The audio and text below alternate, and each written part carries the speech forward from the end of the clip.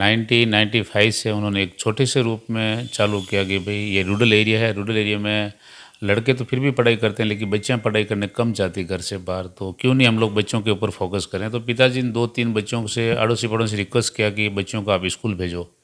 तो 4 बच्चों से शुरू की थी, आज वो करीबन 450 बच्चे वहाँ पे हो चुकी है। तो वो हमने चाहते हैं कि पिताजी की इच्छा थी, तो हम चाह रहे हैं कि वो स्कूल एक इंडिया की नहीं पूरे वर्ल्ड की एक बेस्ट स्कूल बना के हम लोग उसको शो करें और वो हमारा डिस्प्ले बना हुआ है ताकि लोगों को प्रेरणा मिले, लोग देख के और भी स्कूलें बना हुए हैं, वहाँ पे बेस्ट पढ़ाई होनी चाहिए। और बच्चों रूरल एरिया से बच्चियाँ जब पढ़ाई करके बाहर निकलती तो उनको इस थोड़ा प्राउड फील होना चाहिए कि हम रूरल एरिया में पढ़ाई करके जो मेट्रो सिटी में जो सुविधा है वो हमारे रूरल एरिया में है। नमस्कार, मैं कमलेश प्रताप विश्वकर्मा। मैं मुंबई के अधेरी वेस्ट में पदम इंटीरियर कंपनी में हूँ, ऑफिस में। और हमारे साथ में वरिष्ठ समाज सेवी भामाशाह उद्योगपति आदरणीय धर्म जी कुलरिया मौजूद हैं, जो युवाओं के प्रेरणा स्रोत माने जाते हैं। आपका बहुत बहुत स्वागत है विश्वकर्मा किरण में। थैंक यू कमलेश जी, हमारे पदम ऑफिस में आप पधारे, इतने दूर दराज से आप आए। वेलकम, आपका स्वागत है हमारे पदम ऑफिस में आपका। युवा आपको बहुत चाहते हैं, इसका क्या कारण है? युवा बहुत चाहते हैं तो दो चीज़ है कि युवा चाहने का दो काम है। हम तो देखो दो चीज़ें, हम परफेक्शन पे ज़्यादा फोकस करते हैं, क्वालिटी पे, कमिटमेंट पे और ट्रांसपेरेंसी पे। इस चीज़ों में बहुत ज़्यादा फोकस रखते हैं ताकि कहीं पे भी हर कोई काम कर रहे हो, आप छोटा काम करो या बड़ा काम करो या बिजनेस कर रहे हो या सर्विस कर रहे हो, कुछ भी किसी भी एंगल में अगर आप काम कर रहे हो तो उस काम में आपकी क्वालिटी होनी चाहिए, नंबर 1। नंबर 2, कैसा भी करो कैसे भी करो, सीनियर को रिपोर्ट करो या जूनियर को रिपोर्ट करो या बड़े को रिपोर्ट करो, छोटे को किसी को रिपोर्ट, तो उसमें ट्रांसपेरेंसी होनी चाहिए। बात होती कुछ है, सो कुछ करते हो, वो नहीं होती, ट्रांसपेरेंसी होनी चाहिए। क्वालिटी, ट्रांसपेरेंसी और कमिटमेंट। अगर आप किसी से अगर कमिटमेंट कर रहे हो तो कमिटमेंट सारा फुल फिलअप होना चाहिए, उसमें कॉम्प्रोमाइज़ नहीं होनी चाहिए।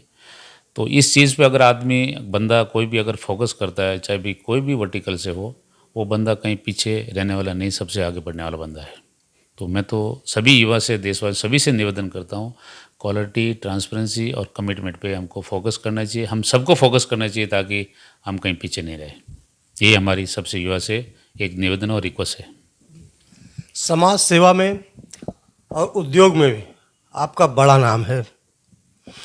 आपने अपने गांव नोखा में आपने डिजिटल लाइब्रेरी बनाई, म्यूजियम बनाए पूज्य पिताजी के स्मृति में।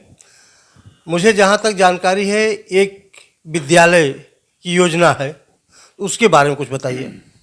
हाँ, विद्यालय पिताजी ने 1995 से उन्होंने एक छोटे से रूप में चालू किया कि भाई ये रूरल एरिया है, रूरल एरिया में लड़के तो फिर भी पढ़ाई करते हैं लेकिन बच्चियां पढ़ाई करने कम जाती घर से बाहर, तो क्यों नहीं हम लोग बच्चों के ऊपर फोकस करें। तो पिताजी ने 2-3 बच्चों से अड़ोसी पड़ोसी रिक्वेस्ट किया कि बच्चों को आप स्कूल भेजो। तो 4 बच्चों से शुरू की थी, आज वो करीबन 450 बच्चे वहाँ पे हो चुकी है। तो वो हमने चाहते हैं कि पिताजी की इच्छा थी, तो हम चाह रहे हैं कि वो स्कूल एक इंडिया की नहीं पूरे वर्ल्ड की एक बेस्ट स्कूल बना के हम लोग उसको शो करें और वो हमारा डिस्प्ले बना हुआ है ताकि लोगों को प्रेरणा मिले, लोग देख के और भी स्कूलें बना हुए हैं, वहाँ पे बेस्ट पढ़ाई होनी चाहिए। और बच्चों रूरल एरिया से बच्चियाँ जब पढ़ाई करके बाहर निकलती तो उनको इस थोड़ा प्राउड फील होना चाहिए कि हम रूरल एरिया में पढ़ाई करके जो मेट्रो सिटी में जो सुविधा है वो हमारे रूरल एरिया में है।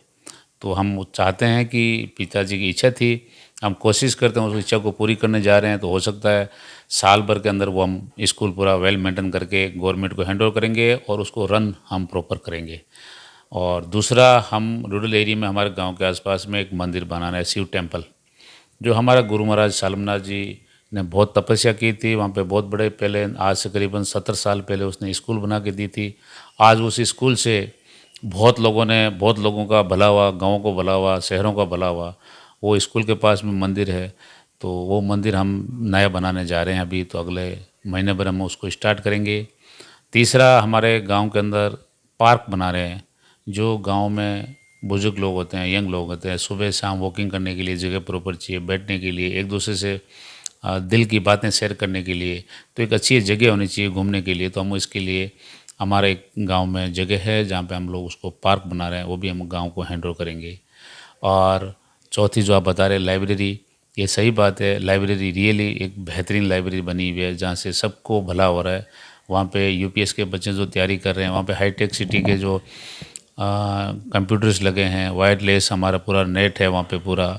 तो वहाँ पे रियली आप लोगों को जाना चाहिए, देखना चाहिए, ये हट के चीज़ें बनी। हम चाहते हैं कि हमारे गांव में जहाँ हमारा बोर्न हुआ, तो हम बिज़नेस भले पैन इंडिया में कहीं भी करें, लेकिन डेवलप हमको फोकस रूरल एरिया और गाँव को डेवलप करना चाहिए। मैं हमारी की बात नहीं कर रहा हूँ, मैं पूरे भारत में जितने भी हमारे भामाशाह है, उद्योगपति है, या कोई बड़े बिजनेसमैन है, नेता अभिनेता कोई भी है, सभी अपने नेटिव की तरफ से फोकस करना चाहिए और नेटिव को डेवलप करना चाहिए, रूरल एरिया को डेवलप करना चाहिए, गांव के लोगों की तरफ फोकस करना चाहिए। कोई पैसा दे के करे, कोई बात से करें, कोई समझो हमारी स्कूल्स होती है तो स्कूल के अगर प्रिंसिपल टीचर्स या कोई भी है, उनसे जाकर अगर पूछ भी लिया भाई तुम्हारी स्कूल कैसे चल रही है, तुम कैसे रन कर रहे हो, स्कूल में क्या दुविधा आ रही है, क्या सपोर्ट चाहिए, तो वो भी एक सपोर्ट ही है, वो भी एक सहयोग ही है। तो हर एंगल से सपोर्ट और सहयोग करना चाहिए सभी से, ये मेरी निवेदन है। जानकारी देने के लिए और सब कुछ बताने के लिए और बातचीत करने के लिए बहुत बहुत धन्यवाद आपका। थैंक यू कमलेश जी, और कमलेश जी का पूरा स्टाफ और ग्रुप को बहुत बहुत धन्यवाद। Thank you sir.